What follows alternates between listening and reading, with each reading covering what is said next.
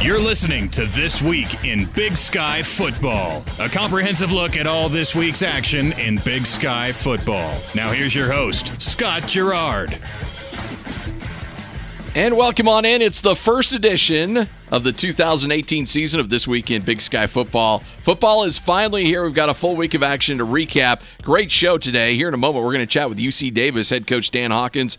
Also, Montana State kicker Tristan Bailey. We'll catch up with Craig Haley from Stats. Also, Northern Arizona head coach Jerome Sowers. It's time to recap the games from this previous weekend, and man, did we see some great wins. We'll start with the Aggies of UC Davis. Picked up the first win of a Big Sky team this season when they defeated FBS opponent San Jose State 44-38. Montana State scored 20 second-half points to claw past Western Illinois 26-23. That game was the first of the Big Sky Missouri Football Challenge, as the Big Sky capped the weekend, leading the series 2-1. Idaho State defeated Western State 45-10. ISU jumped out to a 17-0 lead to cruise to that 35-point win. Northern Arizona became the second Big Sky team this week to beat an FBS team when it easily defeated UTEP on the road 30-10. The Lumberjacks forced 3 turnovers in the victory, and they never trailed. Eastern Washington, how about 677 yards of offense as they get past Central Washington by the count of 58-13. Montana defeated Missouri Valley foe number 13th Northern Arizona 26-23 in the season opener with Bobby Houck back at the helm, while Sacramento State dominated St. Francis 55-7 thanks to a balanced offense. Big Sky has 4 teams ranked in the FCS stats and AFCA coaches top 25 polls that came out. Eastern Washington ranked number 5 and number 6, Weber State number 10 and number 13, Montana 14 and 16, and Northern Arizona 18 and 20. 4 other teams receiving votes in the polls. And with that, let's go out to the phones. Welcome in UC Davis Aggies head coach and a man who had a very good week, Dan Hawkins. Coach, how are you? Good morning, guys. We're doing great, thank you. Hey, appreciate you carving out a few moments for us. How great is it for your season to start off with that win against an FBS opponent, and what does that mean to your program?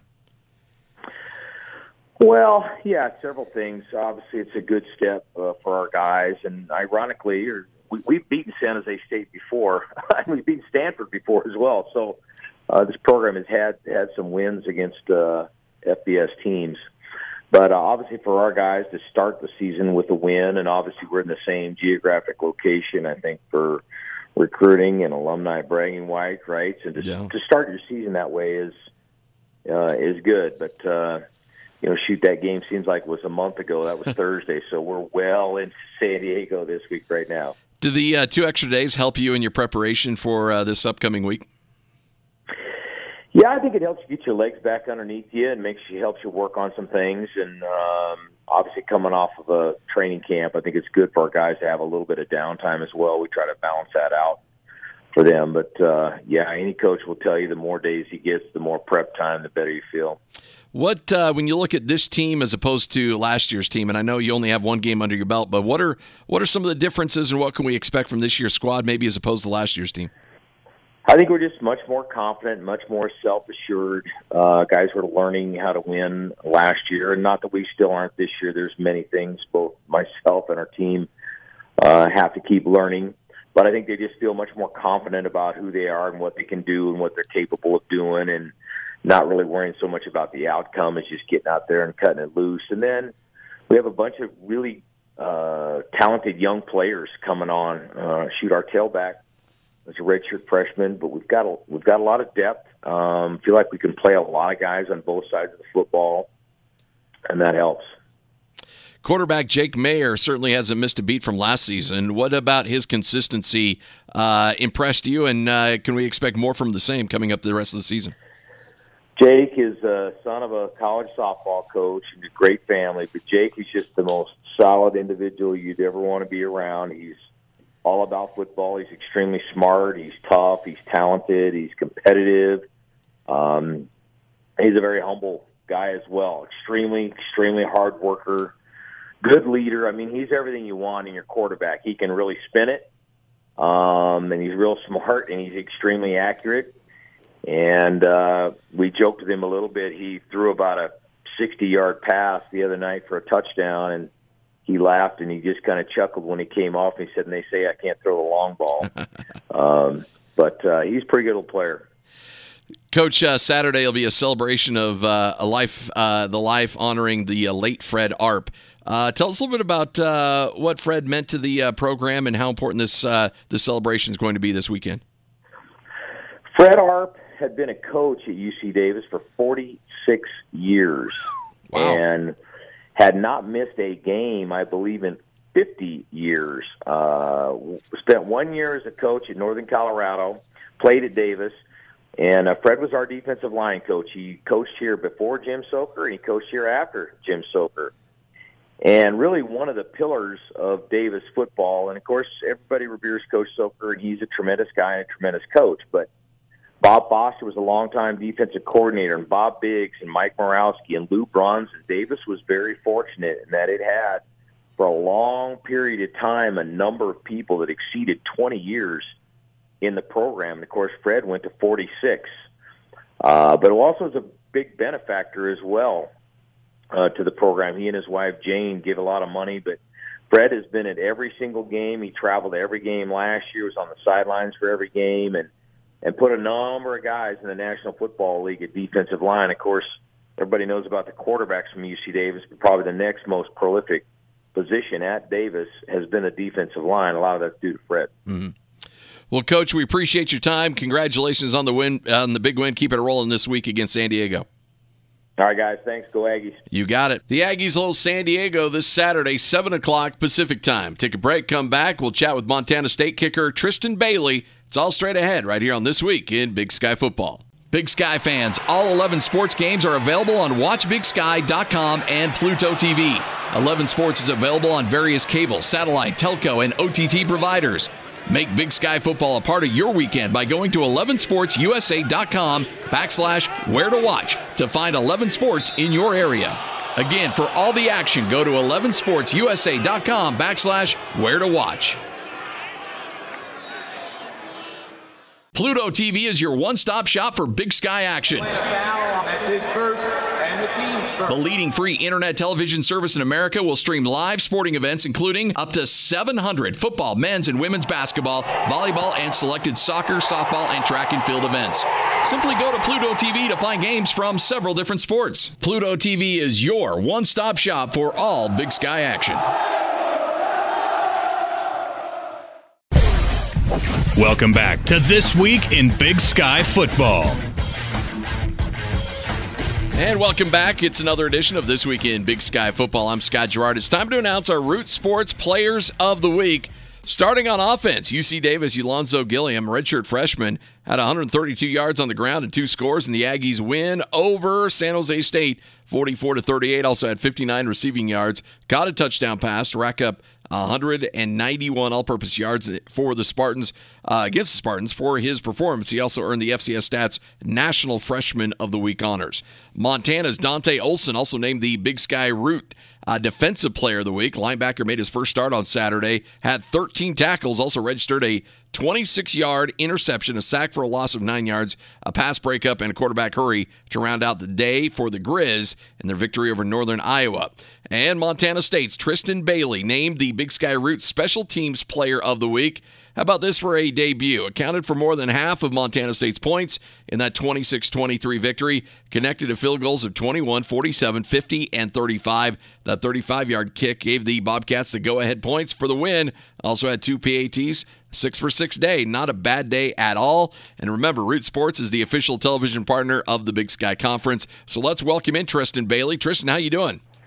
I'm good. How are you doing? Good. That leg a little sore after all that action on Saturday? Yeah, it's a little sore Friday, but it's all good now. 50-yard field goal. Is that your range, or can you go a little further than that? I can go further than that for sure. That's within the range. What do you think? What do you think your max is?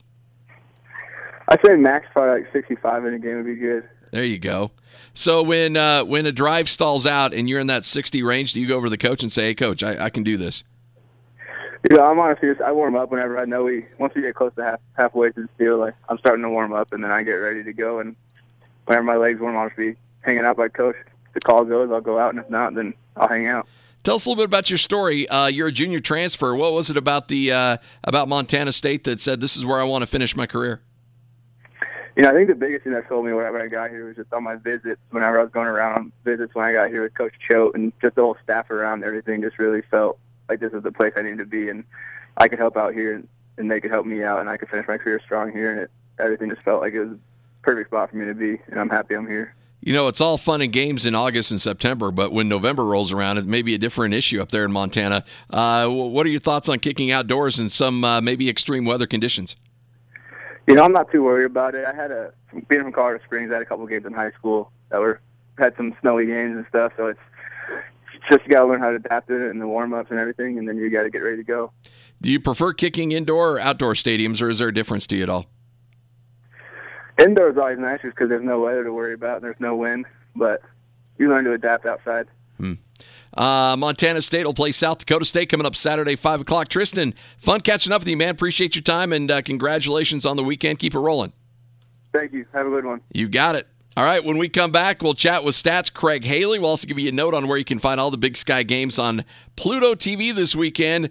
Stay with us. You're listening to another edition of This Week in Big Sky Football. Pluto TV is your one-stop shop for Big Sky action. The leading free internet television service in America will stream live sporting events, including up to 700 football, men's and women's basketball, volleyball, and selected soccer, softball, and track and field events. Simply go to Pluto TV to find games from several different sports. Pluto TV is your one-stop shop for all Big Sky action. Big Sky fans, all 11 sports games are available on WatchBigSky.com and Pluto TV. 11 Sports is available on various cable, satellite, telco, and OTT providers. Make Big Sky football a part of your weekend by going to 11sportsusa.com/where to watch to find 11 sports in your area. Again, for all the action, go to 11sportsusa.com/where to watch. Welcome back to This Week in Big Sky Football. All right, welcome on back. You're listening to segment number 3 here on This Week in Big Sky Football. The Big Sky will air 4 games on Pluto TV this weekend. Idaho kicks things off as it hosts Western New Mexico at 2 o'clock, followed by Eastern Washington and Northern Arizona at 3 o'clock Pacific. The 2 night games on Pluto TV include Weber State at Cal Poly at 6, and then San Diego at UC Davis at 7 o'clock Pacific time. All right, let's go out to the phones. Welcome in FCS Senior Editor of Stats, Craig Haley. Craig, how are you? Doing real well. How about you? Another season. You ready to do this, my friend? I feel like I've lived an entire season in the first week already. It's been so wild. Oh, man, and a lot to get to, too. Let's start with UC Davis. They get the win over San Jose, and then Northern Arizona just punks UTEP. What are your takes on those two teams and how they performed? Sure. I mean, you have to play well to beat FBS opponents, so these are great starts for both programs. I mean, NAU never trailed in its game against UTEP, and UC Davis was behind San Jose State for only 3.5 minutes. So that's not only phenomenal. I think it's a telling stat. It shows a team has talent to take a lead, and then your team, has the composure to sustain it and even build on it. So it's just a great sign all around. How impressed were you with Montana's victory over Northern Iowa in that Big Sky Missouri Valley Challenge? Well, tremendous. I mean, and it's also funny that Montana and Montana State won by the identical score, 26-23. I mean, they won in different fashion, of course. I mean, Montana taking that big lead and then holding on, and Montana State, keeping it close the whole way and then pulling it out.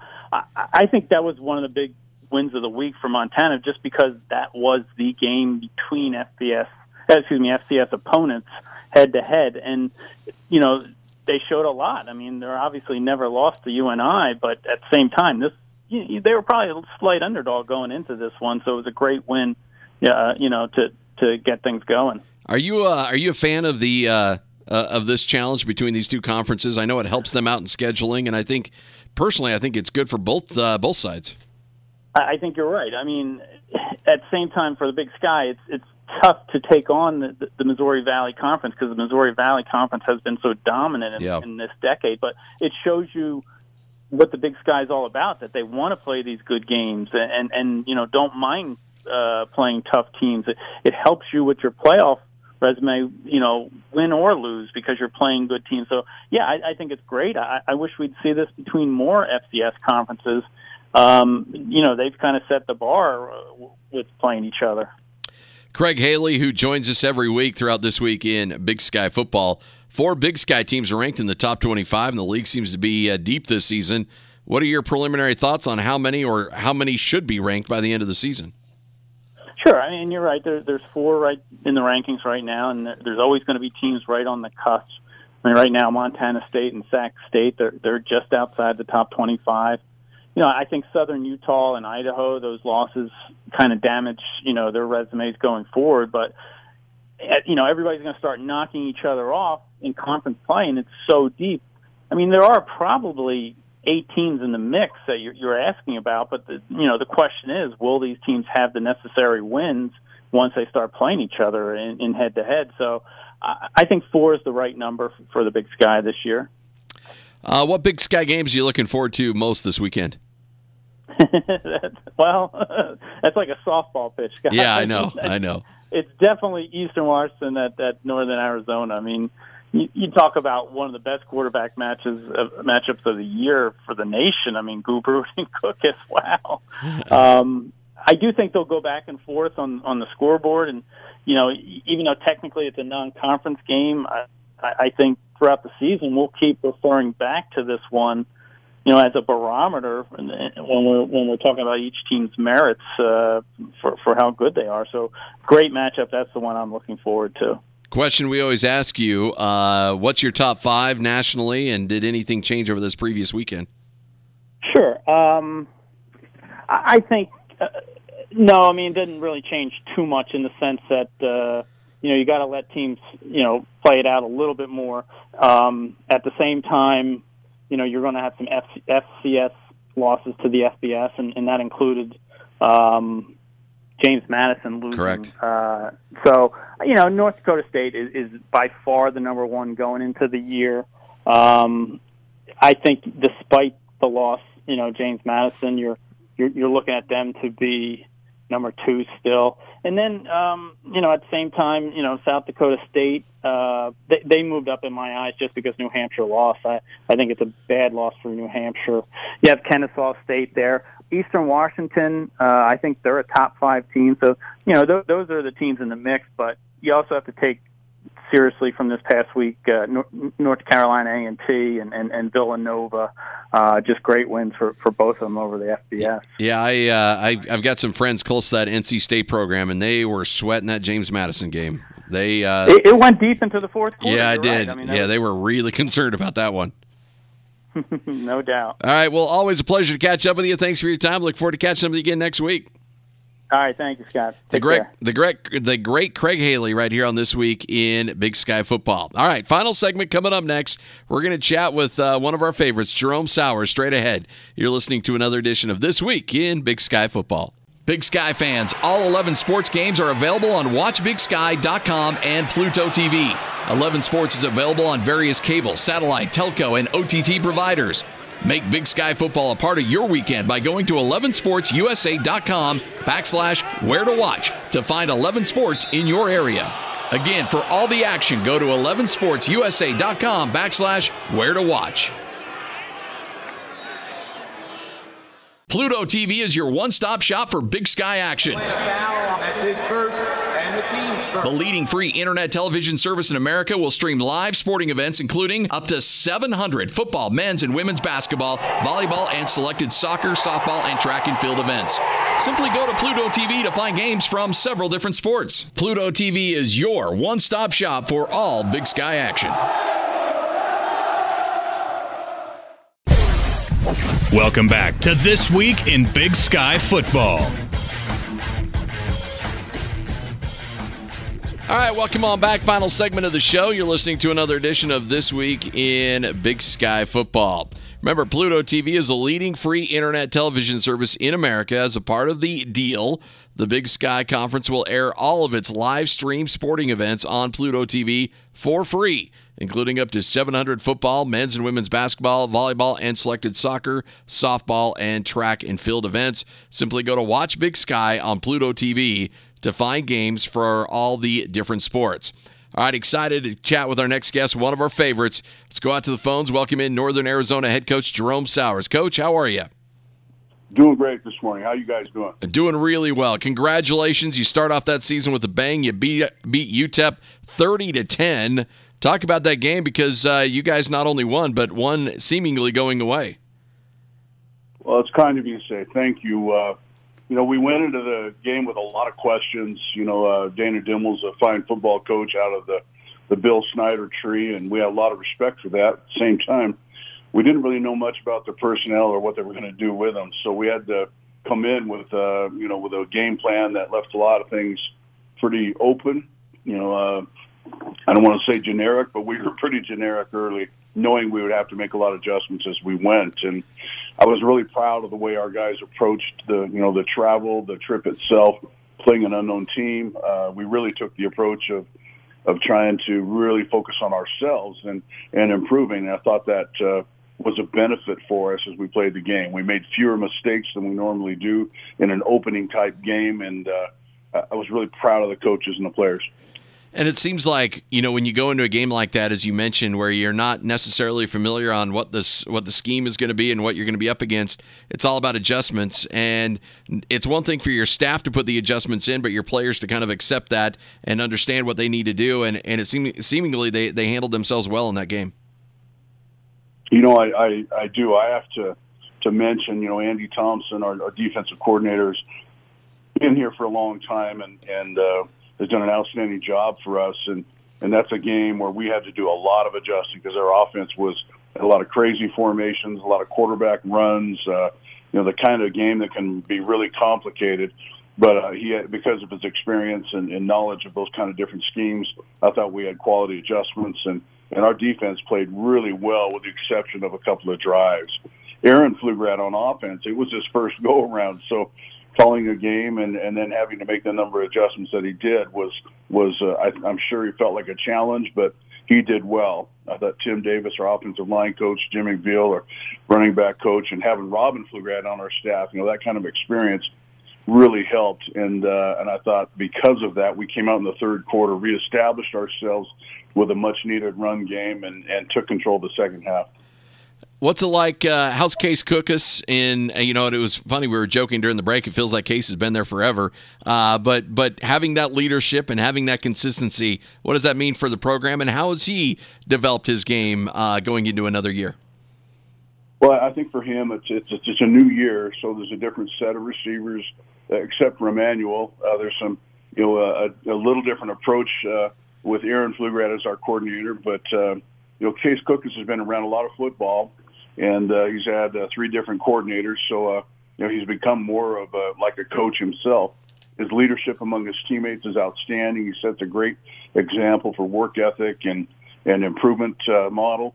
I couldn't be prouder of a guy's competitor who came in, kept us cool, and El Paso came at us with a little different look, and he threw an interception, but turned right around and came right back at it, and was very effective at managing an offense that, we went up against a defense that was quite a bit different than we thought we were going to see.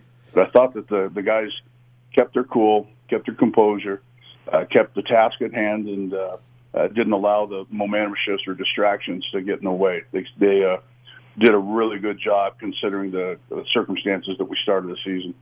It's funny. I looked at Aaron Pflugrad, and I remember him playing in college, and now he's your offensive coordinator, 29 years old. What was it about him that you felt like, even at that young age, giving him the reins to the offense?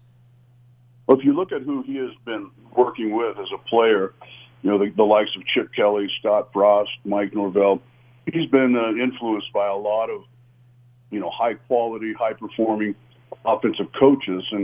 And I think when he was a GA under Todd Graham, he learned a lot about what being a professional coach is about. So he's been a great recruiter. He's done a great job of evaluating talent and attracting talent to the program.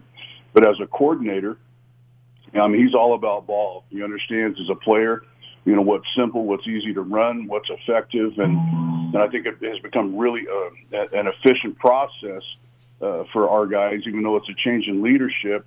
I think that we're better and we're more efficient at what we're doing. So it was a natural progression, and I don't care how old he is. If you listen to the guy talk to the team in the room, he could be a 30-year coaching veteran, the way he approaches the game. And he's a coach's son. So yeah. He's grown up with football his entire life, and Robin's had a profound influence on him.